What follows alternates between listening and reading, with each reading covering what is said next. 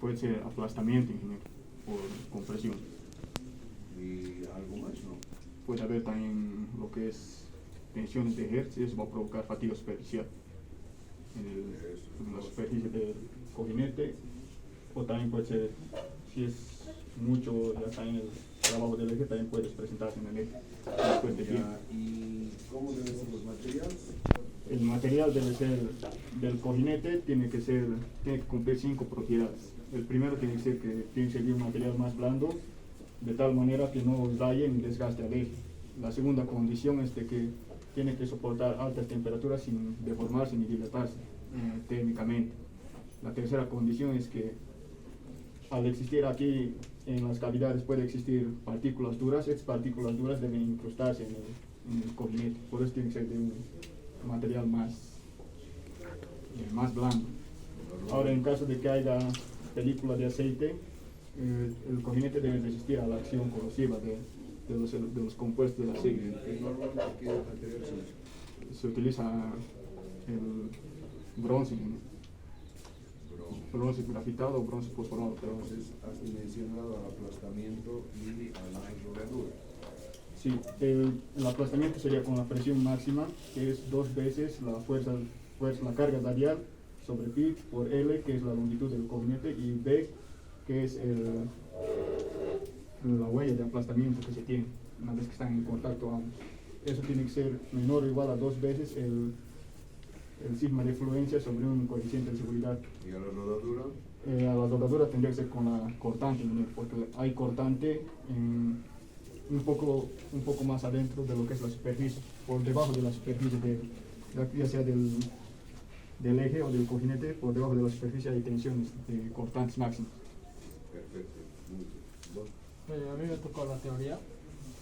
Primeramente, ¿qué es un cojinete? Es un elemento mecánico que sirve de apoyo o soporte, que tiene partes que ayudan al movimiento rotatorio del eje y también disminuye el rozamiento entre el eje y el apoyo. Hay 5 consideraciones para el material del eje, como mi compañero lo ha explicado, y estos cojinetes se clasifican en dos, son de deslizamiento y de rodadura. En deslizamiento tenemos una clasificación de hidrostático, hidrodinámico y mecánico. El hidrostático tiene una película de aceite constante, debido a que hay un elemento externo que ayuda a que la presión se mantenga constante, y esa película es constante en el eje. Se utiliza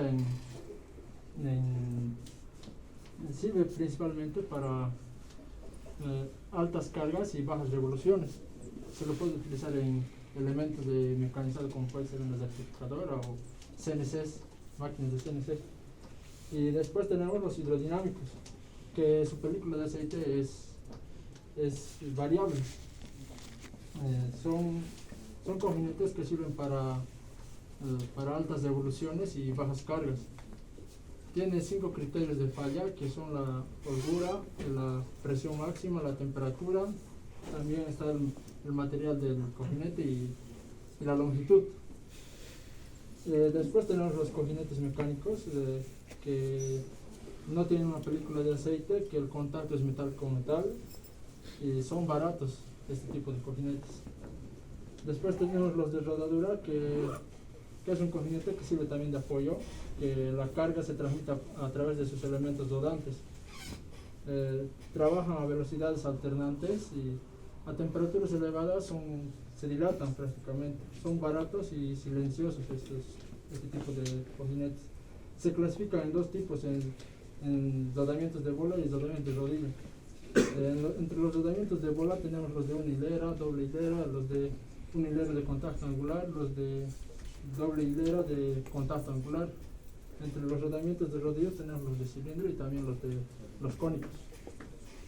Muy bien, los cojinetes, ¿qué fallas puede haber?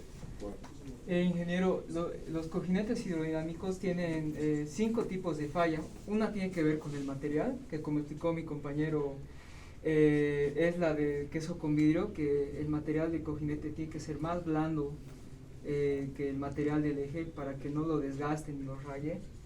Tiene que tener una baja dilatación térmica para evitar deformaciones cuando el cojinete trabaja en caliente. También tiene que tener resistencia a la corrosión por la composición que tiene el aceite. Eso no son las fallas. Ese sí ese es por el material. Después son las dimensionales, ¿no? La presión. ¿Cuáles son los criterios de falla? ¿Ves? La presión nominal a la que va a trabajar el cojinete tiene que ser menor que la presión del aceite. ¿Cómo la presión del aceite? La presión que ejerce el aceite hacia arriba, ¿no? Tenemos una carga y eso va a generar una presión, entonces hay una presión del aceite que se opone a esa carga y eso evita que haya el contacto metal con metal, ¿no? No, la presión es la fuerza. Sí, la fuerza, perdón. Y la presión es la fuerza que hace el engranaje, o sea, eso debe ser menor que ¿qué? Tiene que ser menor que la presión del aceite. ¿Y qué significa la presión del aceite? Se podría decir que es como una fuerza que se opone a la presión que ejerce ¿Qué pasa? ¿Hay una presión admisible del aceite? Sí, ingeniero, hay una ¿Qué presión pasa admisible. si pasamos eso? Si pasamos esa presión, entonces el aceite se va a dispersar hacia los lados y va a haber contacto metal con metal. Claro, esa presión máxima que puede soportar sin romper la película de aceite. Sí, eso es. Si pasa eso, entonces ya, una. La presión de trabajo no puede superar la presión máxima admisible del aceite. Sí, y hay un rango en el dimensionamiento que nuestra presión nominal tiene que estar entre 200 y 500 psi.